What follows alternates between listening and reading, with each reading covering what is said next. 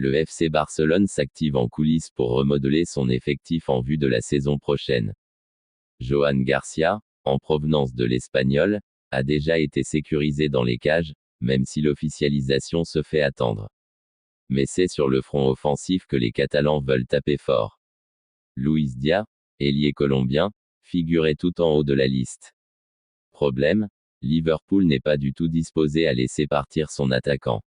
Et ce jeudi, le message envoyé à la direction barcelonaise est sans équivoque.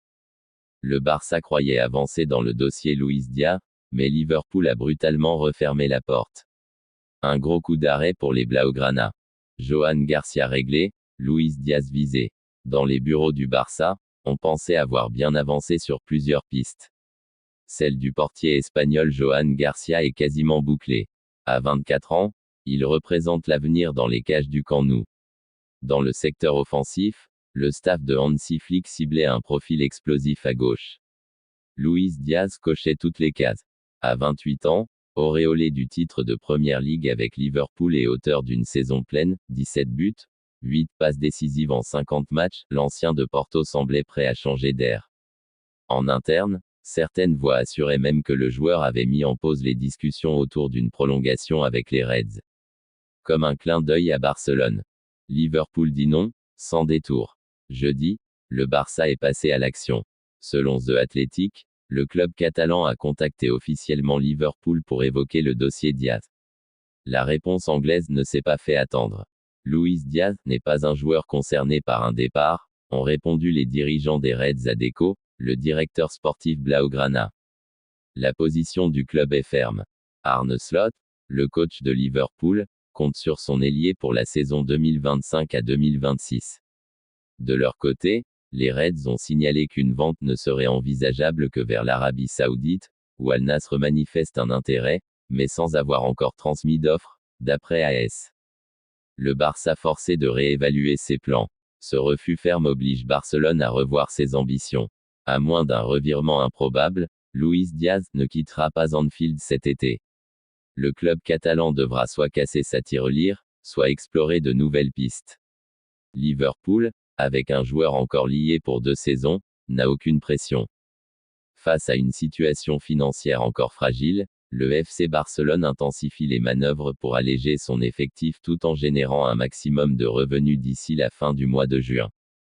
La saison est terminée et le Barça semble déjà définir des objectifs assez primordiaux.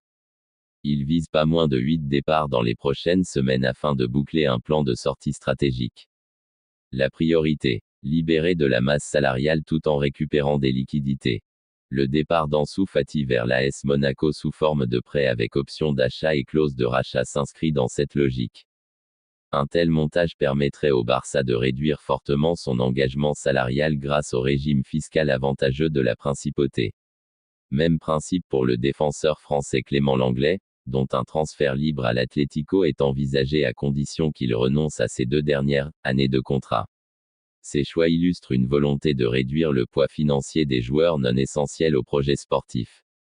Lire aussi, transfert, 4 joueurs du FC Barcelone en instance de départ.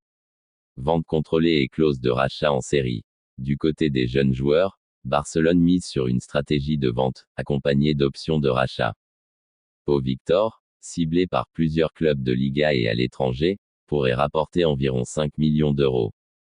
Pablo Torre, quant à lui, attire des regards depuis l'Allemagne, bien que sa valeur soit impactée par la fin imminente de son contrat.